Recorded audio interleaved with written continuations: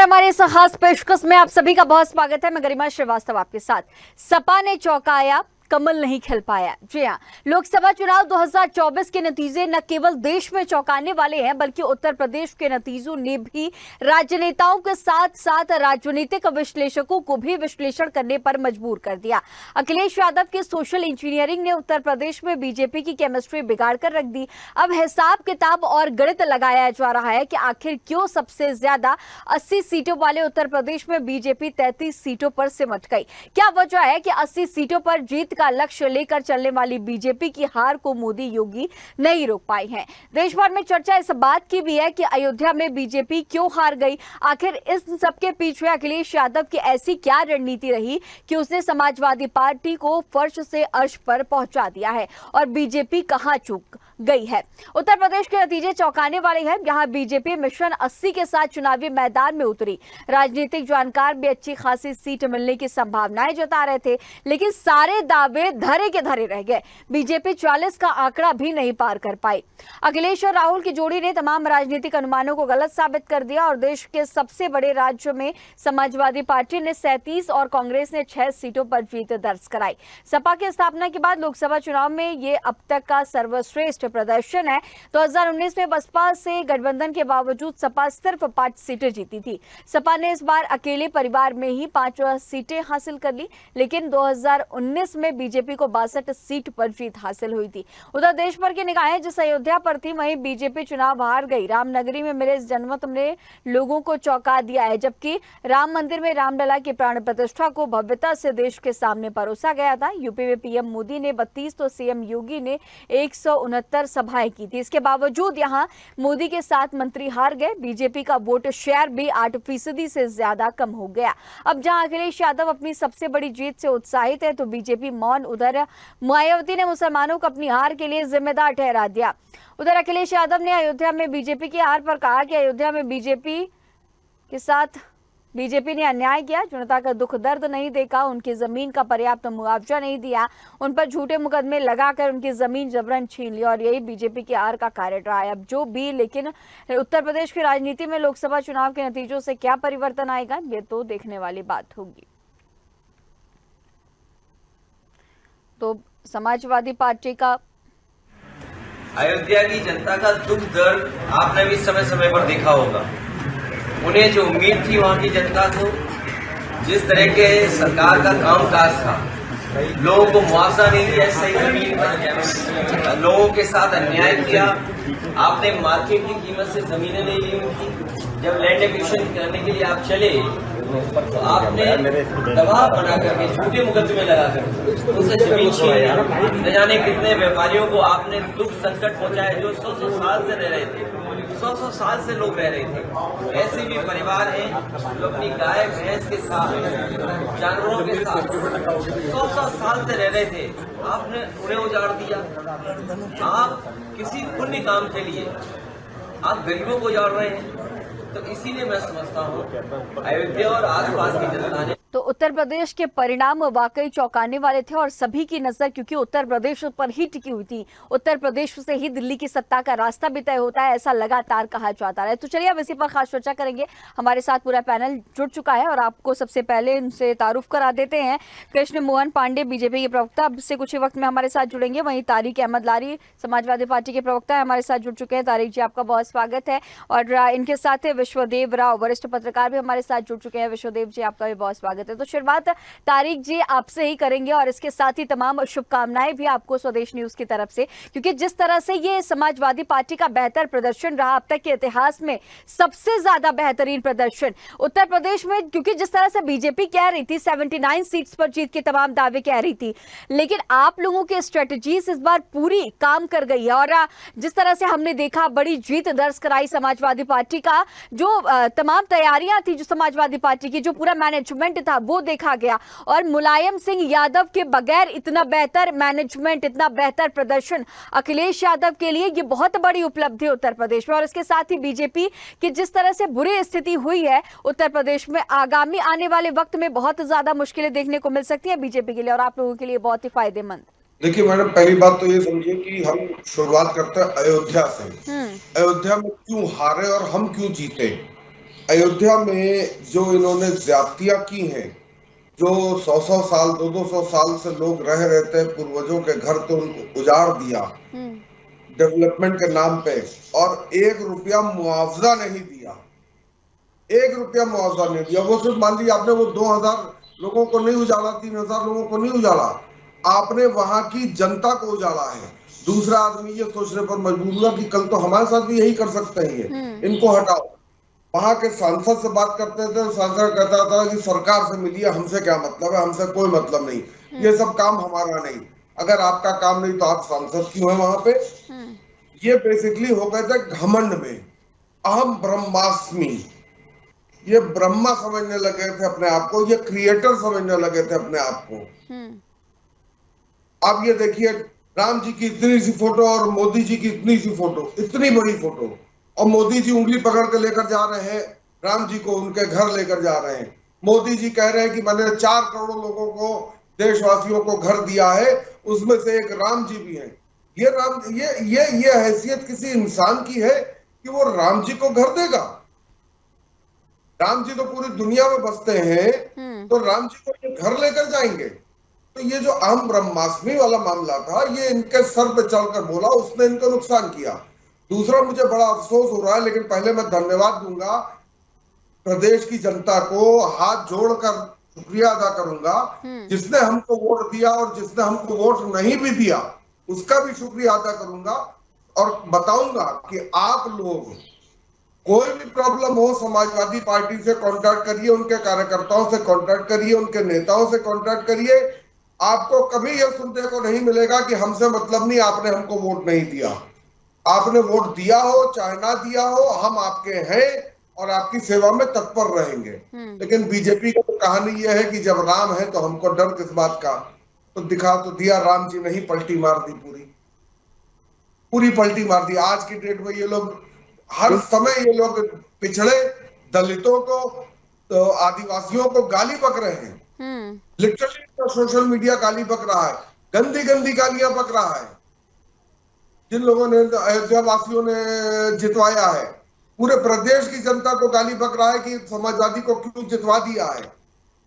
हिंदू है तो हिंदू नहीं है, तो हिंदू ये है, तो हिंदू ऐसा है, तो दोगला है। मतलब शर्मनाक बातें हो रही हैं। मायावती जी मुसलमानों को कह रही हैं, अरे मायावती जी, आपको 9.16% वोट मिला है, उस 9.16% वोट में भी 5% मुसलमानों का वोट था, वो आपको मिला। आप तो 4% पे हैं। आप अपने वोटरों को पहले देखिए, तब आप मुसलमानों के बारे में कुछ कहिए। पैसा देकर टिकट देती हैं तो नतीजा यही होना है, हर चीज में पैसा मीटिंग करने। ठीक है, आपके पास फिर से लौटूंगी। हमारे साथ वरिष्ठ पत्रकार विश्वदेव राव भी लगातार मौजूद है। आपके पास फिर से लौटूंगी तारिक जी। वरिष्ठ पत्रकार भी लगातार हमारे साथ विश्वदेव जी मौजूद है। विश्वदेव जी, देखिए, अब जिस तरह से, क्योंकि जो तमाम उत्तर प्रदेश की जो स्थिति थी वो जब हमने देखी, क्योंकि जब परिणाम सामने आए किसी को भी उम्मीद नहीं थी। एग्जिट पोल को बीजेपी कह रही थी कि हम एग्जैक्ट पोल साबित करके रहेंगे, और इसके साथ ही जब चुनावी प्रचार प्रसार उत्तर प्रदेश में बीजेपी कर रही थी तो 79 सीट्स जीतने के तमाम बड़े दावे कर रहे थे, और ये लोग कह रहे थे कि जो युवाओं की गारंटी है, न्याय की गारंटी है, सब फेल हो जाएगा। राम मंदिर इस बार के चुनाव में राजनीति का बड़ा मुद्दा बन चुका था, लेकिन राम मंदिर जहां पर है उस जगह की ही जनता ने दिखा दिया। लोग नाराज थे, वहां के जो लोग हैं वो परेशान थे, क्योंकि जब राम मंदिर का निर्माण हो रहा था तो जो आसपास के जो दुकानें थी उन दुकानों को हटाया गया, और इसके साथ ही बेहतर जगह पे उन दुकानों को शिफ्ट कराने की बात कही थी, लेकिन जो वहां के नागरिक है वो परेशान थे। गांव पूरे खाली कराए गए। इसके साथ ही जो लोग वहां पे परेशान थे उन सब लोगों ने दिखा दिया है। तो ऐसे में जो राजनीतिक विश्लेषण है वो भी सोचने पर मजबूर हो गए हैं। आपका क्या कुछ मानना है इसे लेकर? क्योंकि उत्तर प्रदेश में जिस तरह की स्थिति बनी है, नहीं लगता है कि आने वाले वक्त में इससे ज्यादा बुरी स्थिति उत्तर प्रदेश में और भी हो सकती है, क्योंकि जिस तरह से इस बार देखा गया शायद ही ऐसा पहले कभी हुआ होगा। विश्वदेव जी, क्या मुझे सुन पा रहे हैं? जी, आवाज आ रही है अगर मुझे?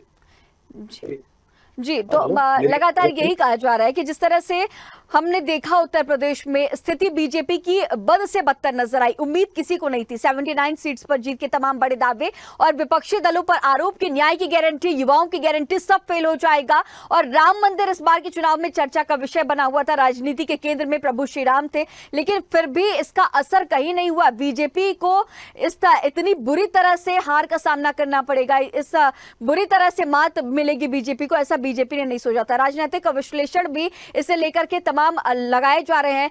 आपका क्या कुछ मानना है? तमाम आपने भी चुनाव उत्तर प्रदेश में कवर किए होंगे। देखिए गरिमा जी, इसके कुछ प्रमुख कारण है कि संगठन, जब बीजेपी बोलती थी कि मेरा बहुत बड़ा संगठन है, बहुत कारगर संगठन है, वो बाकी जगह तो काम किया, लेकिन उत्तर प्रदेश में कहीं ना कहीं अंतरकला, अंतर्विरोध और भीतरघात की भावना से काम कर रहा था।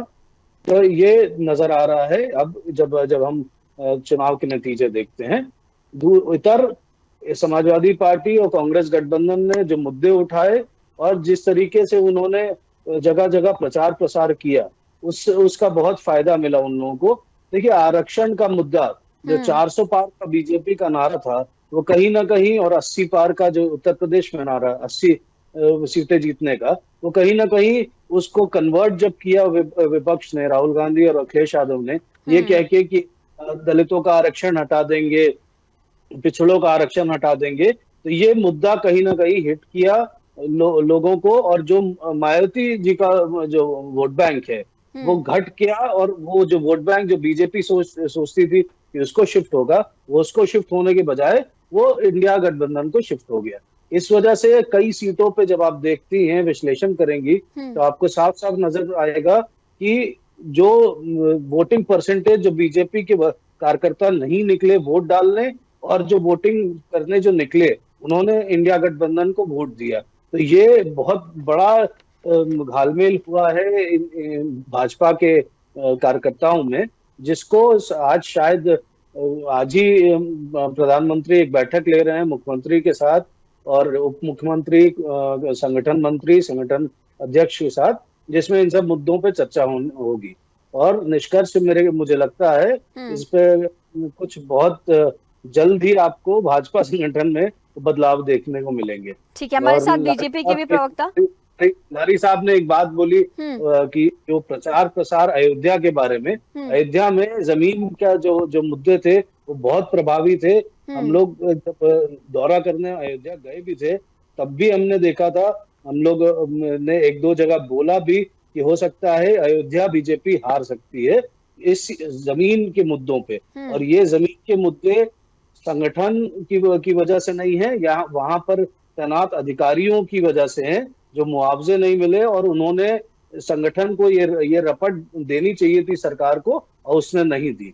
कहीं ना कहीं ये मुद्दा भावी रहा अयोध्या की हार में खास से। ठीक है, हमारे साथ बीजेपी के भी प्रवक्ता कृष्ण मोहन पांडे भी जुड़ चुके हैं। कृष्ण मोहन जी, आपका सबसे पहले तो बहुत स्वागत है। और उत्तर प्रदेश में जिस तरह से अब देखा जा रहा है कि ब्यूरोक्रेसी पर भी अब ठीकरा फोड़ा जा रहा है, आप लोग तमाम बातें कह रहे थे, अपनी पूरी मैनेजमेंट की बातें, स्ट्रेटेजीज तमाम, और इसके साथ ही तमाम रैलियां उत्तर प्रदेश में की गई, कॉन्फिडेंस लेवल बहुत हाई था, लेकिन आप लोग लगातार विपक्षी दल को देख रहे थे। लेकिन देखिए किस तरह से यहाँ पर उत्तर प्रदेश की तस्वीरें बदल गई। ये तो बिल्कुल वैसे ही हुआ है कि औरों के ख्यालात की लेते हैं तलाशी, अपने गिरेबान में कोई झांकता नहीं। इस बार यही किया है बीजेपी ने। और अयोध्या की जिस तरह से तस्वीर बदली है, आप लोग देख रहे होंगे, क्योंकि प्रभु श्री राम को राजनीति का केंद्र इस बार उत्तर प्रदेश में बनाया गया था।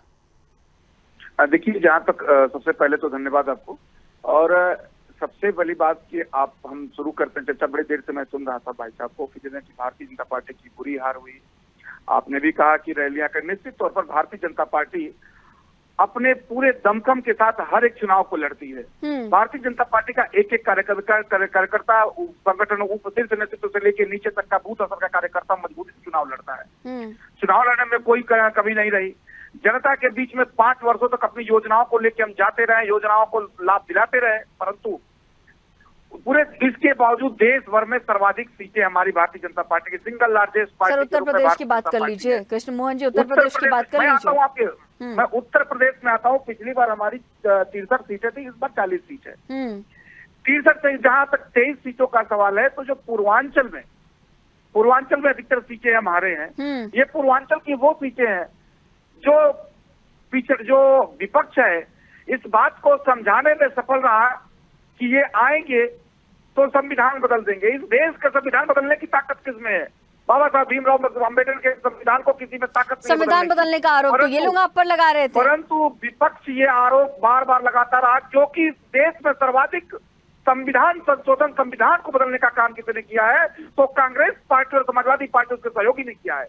मैं उदाहरण देना चाहूंगा आपको। इस देश में इमरजेंसी लगाकर देश के सारे नेताओं को जेल में बंद करके बाबा साहब भीमराव अम्बेडकर ने कहा था कि पूरे संविधान में समयानुसार परिवर्तन हो सकता है, परंतु एक जगह नहीं हो सकता है, तो प्रस्तावना में परिवर्तन नहीं हो सकता है, परंतु देश के जिलों नेताओं को जेल में डालकर इमरजेंसी लगा करके और संविधान में 42वां संशोधन किया गया। इस तरह से देश में सर्वाधिक संविधान संशोधन किसने किया? तो कांग्रेस पार्टी ने किया है। अपने पाप को छिपाने के लिए ये बातें भारतीय जनता पार्टी तक पहुंचाई गई, पर भारतीय जनता पार्टी अपने विकास कार्यों को कहती रही और बार बार कहती रही कि संविधान बदलने की ताकत किसी में नहीं है, हम विकास करने आए, प्रोपेगेंडा है। और अपने प्रोपेगेंडा में कुछ सीटों पर, हमारे पिछले 23 सीटों पर सफल रहे और ये विजय प्राप्त की है। परंतु भारतीय जनता पार्टी ऐसे प्रोपेगेंडों से, ऐसी व्यवस्थाओं से कभी भी डरती नहीं है। हम पुनः उसी ऊर्जा के साथ, नई समीक्षा के साथ जनता के बीच में जाएंगे। हम क्यों, किन किन जगहों पर हम लोगों को समझाने में असफल रहे, उस पर चिंता करेंगे, चिंतन करेंगे और पुनः जनता के बीच में जाएंगे। और 27 में और मुश्किल ना हो जाए कृष्ण मोहन जी, 27 में और ना मुश्किल हो जाए, क्योंकि लगातार अब यही कहा जा रहा है। नहीं, 27 का खेल जो होगा आप देखेंगी, ये मैं बड़ी मजबूती के साथ कहता हूँ, विश्वास के साथ कह रहा हूँ कि 2027 में भारतीय जनता पार्टी पूर्ण बहुमत के साथ पुनः सत्ता में आएगी, क्योंकि हमने करके दिखाया, उत्तर प्रदेश की जनता को करके दिया। और भ्रामकता हर बार नहीं चलती है, काट की हांडी बार बार नहीं करती है। एक बार जनता को भ्रम में रख लिए संविधान बदलने के नाम पर, परंतु इस देश की जनता अब बार बार संविधान बदलने की बात कह रहे हैं और विपक्षी दल आप लोगों पर ये आरोप लगा रहे थे। तारिक जी कुछ कहना चाह रहे हैं? संविधान बदलने की बात को लेकर के तमाम आरोप लगाए जा रहे हैं आपकी गठबंधन पर।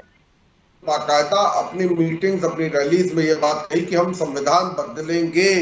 यहाँ तक कि लल्लू सिंह जी जो अयोध्या से सांसद थे, उन्होंने कहा कि हम संविधान बदलेंगे, और दूसरे दिन मोदी जी ने रैली की, उनकी पीठ थपथपाई और कहा बिल्कुल जो ये कहेंगे वही हो रहा है, आप लोग हमको वोट दीजिए, हम लोग को जिताइए। उन्होंने अगर संविधान बदलने की बात बीजेपी की नहीं थी तो क्यों मोदी जी ने इनकी पीठ थपथपाई? क्यों नहीं मोदी जी ने इसको डिनाई किया? बिल्कुल डिनाई नहीं किया, क्योंकि ये संविधान बदल रहा है। इनका संविधान बदलने का तरीका आप देखिए, ये नौकरियों को प्राइवेटाइज कर रहे हैं, नौकरी ना देकर, सरकारी नौकरी ना देकर उसको ठेके पे दे रहे हैं, और ठेके पे अपने लोगों को बैठा दे रहे हैं जो 6% आबादी वाले हैं। अगर 6% आबादी वालों को सारे नौकरी देनी है तो क्यों दी जा रही है? बाकी लोग क्या करेंगे? बाकी पिछड़ा, दलित, अल्पसंख्यक, ये सब क्या करेगा? इनका भी तो हक है। आप कह रहे हैं कि आप नौकरी 50% के ऊपर आरक्षण नहीं होना चाहिए, बिल्कुल ठीक। हम कुल 6% का आरक्षण देते हैं, पूरा इनकी आबादी है 6% की, हम 6% देते हैं, 6% से ऊपर इनको नौकरी नहीं मिलेगी, बाकी ओपन टू ऑल रहेगा, बाकी उसमें अल्पसंख्यक भी, पीडीएफ पूरा शामिल होगा। मंजूर करना चाहिए इनको। 6% से ऊपर आरक्षण नहीं होगा, बात खत्म हो गई। 6 का आप 7 ले लीजिए, खत्म। इसके ऊपर कोई आरक्षण नहीं, कोई नौकरी नहीं दी जाएगी। आप कंपटीशन भी करके आएंगे तब भी आपको उसी में जाना है, अगर उसमें जगह बची। आज की डेट में इनकी आबादी 6% है, लेकिन 50% नौकरियों पर कब्जा करके बैठे हैं। 50% नौकरी पे कब्जा करके बैठे, कैसे बैठे, क्यों बैठे? कृष्ण मोहन जी तमाम आरोप लग रहे हैं। IAS, आईपैड, एडमिनिस्ट्रेटिव सर्विसेज देख लीजिए, कुछ भी देख लीजिए आप, हर नौकरी पे 50% पे ये बैठे हैं। 6% की आबादी वाला 50% पे बैठेगा, क्या ये सही बात है? आपके हिसाब से ये सही है?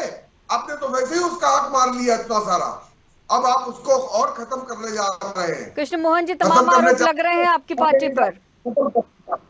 कृष्ण मोहन जी क्या आप मुझे सुन पा रहे हैं?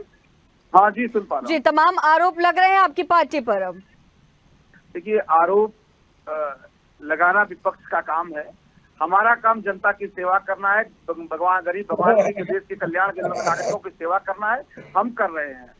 पर और जनता वो नाराज दिख रहा है। है जनता के बीच में। जनता नाराज है इस बार पर- कृष्ण मोहन जी, क्योंकि आप लोगों की जो स्ट्रेटेजीज थी, जो मैनेजमेंट थे, वो काम नहीं किए हैं इस बार।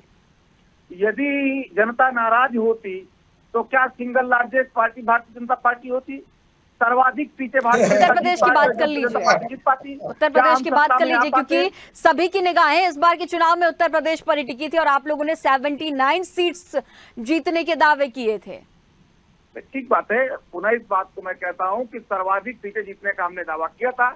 हम अधिकतर से अधिकतम सीटें जीते हैं, और जो हारे हैं उससे हम समीक्षा करेंगे कि आखिर किन वजहों से हम इन सीटों पर हारे हैं। और आपको बता दूं, लगभग 12 ऐसी सीटें हैं जहां पे हम 2500 से 1200 से 4000 से हारे हैं। तो इतना विपक्ष घमंड न करे, क्योंकि हम मात्र 2000 से हारे हैं, तो उसकी वो 2500, 4000, 5000 वोट हमारे क्यों नहीं आए, किन कारणों से नहीं आए, उसकी हम समीक्षा करेंगे। और उसके बाद से पुनः हम जनता के बीच में जाएंगे, और जो गलतियां हमसे हुई हैं वो वोटर के तौर पर, वो नागरिक के तौर पर, या फिर जो कमियां रही हैं उसको पूर्ण करने का, सुधार करने का प्रयास करेंगे। और पुनः 2027 के चुनाव के लिए पूरे मनोयोग से लगेंगे, जनता के विकास के लिए लगेंगे, और केंद्र और राज्य सरकारें मिलकर के उत्तर प्रदेश का बेहतर विकास हो, जिस गति से चल रही थी उसके दूने वेग से विकास होगा, इसकी परिकल्पना से भारतीय जनता पार्टी आगे बढ़ती है और बढ़ती रहेगी। हम संकल्प से सिद्धि की परिकल्पना को लेकर आगे बढ़ते हैं। हम संकल्प लेते हैं और उसको सिद्ध करते हैं। राम जन्मभूमि की हमारी संकल्पना थी, उसको पूर्ण किए। काशी विश्वनाथ मंदिर की परिकल्पना थी, उसको पूर्ण किए। उत्तर प्रदेश का जो ढांचागत व्यवस्था है वो बेहतर हो, संकल्प लिए थे, पूर्ण हुआ।